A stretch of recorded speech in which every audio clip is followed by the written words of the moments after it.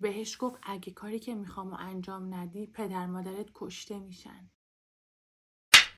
بچه ها سلام، خیلی خوش اومدید به کانال من. دریا هستم. امروز هم کنار همدیگه هستیم با یه ماجرای خیلی هیجان انگیز و خیلی متاثر کننده. داستانمون از این قراره که یه دختری به اسم مینا که 6 سالشن بوده، پدر و مادرش هر دو شاغل بودن و هر صبح ناچار میشدن که مینا رو به خونه مادر بزرگش ببرن و اونجا خیلی با مادر بزرگ وقت میگذرونده و خیلی خیلی عالی بوده براش. تا اینکه مادر بزرگ پس از یه مدتی متاسفانه از دنیا میره و پدر مادر مینا تصمیم میگیرن که اونو به خونه خالش ببرن. خالش یه خانم خیلی مهربون بوده که هر روز میگفته که مینا رو پیش من بیارید و من باهاش وقت میگذرونم. اما از جایی که شوهر خاله مینا یه فرد عصبی و بازاری و خشنی بوده و هر وقت که از سر کار می اومده سریع میخواسته که بعد از غذا همه ساکت باشن و دیگه خاموشی باشه و بخوابه و اینجور چیزا که بعدش عصر بتونه دوباره به مغازش بره. به خاطر همین مینا خیلی اونجا احساس بدی داشته. ولی الان تازه این اول داستان ماست. خاله مینا 2 پسر داشته. یکی از پسراش خیلی درس خون بوده و کلا توی اتاقش بوده و درگیر خوندن درس بوده و اصلا وقتی با مینا نمیگذرونده. اما یه پسر دیگه داشته که سنش هم خیلی زیاد بوده، یعنی به نسبت سن مینا خیلی بزرگتر بوده. به خاطر همین مینا فکر میکرده که اون بخواد باهاش بازی بکنه، تا اینکه یه روز مینا رو صدا میزنه و بهش میگه که بیا با هم دیگه بازی کنیم. و متاسفانه بازی با مینا میکرده که بازیای خوبی نبوده و مینا متوجه اون بازی نبوده که این بازی بدیه، فقط حس بدی میگرفته و دوست نداشته که این بازی ها رو باش انجام بده. تا اینکه پسر خالش به مینا میگه که اگه این بازی ها رو با من انجام ندی پدر مادرت هم میرن پیش مادر بزرگ و از دنیا میرن. و مینا که یه دختر کوچولو بوده و هیچ ذهنیتی راجع به این بازی ها نداشته و فقط ناراحت می شده از اینکه پدر مادرش رو از دست بده، ناچارن این بازی رو با پسر خالش انجام میداده.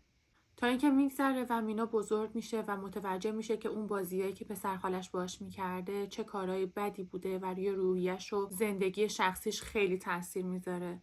از این لحاظ که افسردگی خیلی شدید میگیره و کلا به هیچ خواستگاری جواب مثبت نمیده، به خاطر اینکه کلا از ازدواج و از مردها بدش میومده.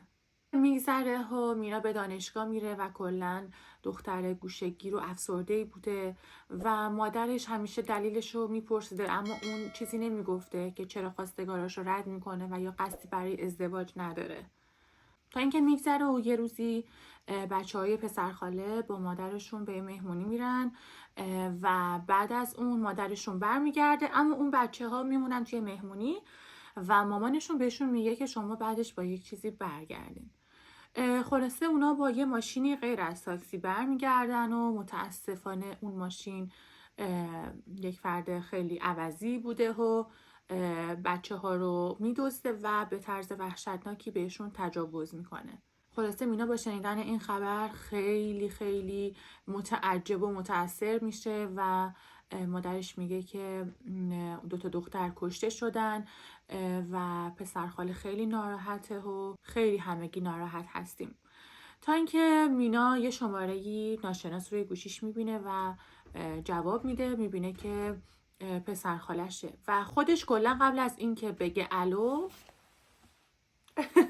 قبل از اینکه اصلا مینا صحبت بکنه از صدایی که پشت تلفن میشنوه متوجه میشه که این صدای پسرخالشه که داره بهش التماس میکنه که منو ببخش. پسرخاله متوجه شده بوده که این اتفاق تقاص اون کاریه که با مینا در بچگی کرده بوده و از مینا خواهش و تمنا کرده بوده که ببخشش و گریه میکرده پشت تلفن، اما مینا گوشی رو قطع میکنه و جوابش رو نمیده، چون که واقعا انقدر تاثیر بدی توی ذهن مینا گذاشته بوده که مینا به هیچ طریقی حاضر نبود که اونو ببخشه. تا اینکه میگذره و چند وقت بعد مادر مینا زنگ میزنه بهش و یه خبر خیلی عجیبه بهش میده و مینا واقعا متعجب میشه، خیلی ناراحت میشه. مادرش زنگ میزنه و میگه که پسر خالش خودکشی کرده و نتونسته با مرگ 2 قلوهاش کنار بیاد و نتونسته بوده که این غم خیلی بزرگ رو تحمل کنه، به زندگی خودش خاتمه داده بوده. بعد از شنیدن این داستان واقعا به این قضیه پی بردم که دنیا داره مکافات و هر کسی هر کاری بکنه در آینده به سر خودش میاد و هیچ چیزی نیست که توی این دنیا بی جواب بمونه. حالا ممکنه که دیر بشه یا گاهی وقتا فکر کنیم که اصلا این اتفاق نمیفته، اما بعد از خوندن این داستان متوجه شدم که واقعا خداوند تقاص هر چیزی و هر موقعی که خودش بخواد توی وقتی که خودش تعیین میکنه از اون فردی که انجام داده میگیره. و یه نکته خیلی مهمی که توی این داستان هست اینه که لطفاً خانواده ها، حالا فرقی نمیکنه واقعا که طرف دختر باشه یا پسر باشه، چون که الان توی دور زمانه هستیم که متاسفانه به بچه ها ممکنه خیلی اذیت و آزار برسه و حتی از سمت آشناهای خیلی نزدیک و کسانی که آدم فکر میکنه که به هیچ عنوان نخوان به بچهشون آزار و اذیت برسونن، اما واقعا آدم نباید اعتماد بکنه. و اینجا به این نکته میرسیم که پدر مادرها لطفاً جایی که بچهشون رو میفرستن و یا محلی که بچهشون قرار ساعتهای طولانی اونجا حضور داشته باشه رو خیلی کنترل شده و خیلی خیلی محتاط اونجا رو بررسی کنن که خدایی نکرده هیچ بچه‌ای توی این شرایط قرار نگیره، چون واقعا شاید اون لحظه فقط یه حس غریزی بد برای بچه به وجود بیاد، اما در آینده که متوجه بشه که این چه اتفاقی بوده خیلی میتونه روی زندگی شخصیش، روی درسش، روی روابطش و کلاً روی افکار و درون خودش تاثیر بذاره و هیچ وقت براش اون لحظه های تلخ جبران نشه. بچه امیدوارم از این داستانم خوشتون اومده باشه. ممنونم که تا آخر ویدیو منو تماشا کردید. متشکرم از اینکه کانال منو انتخاب کردین و به خدای بزرگ میسپارمتون. خدا نگهدار.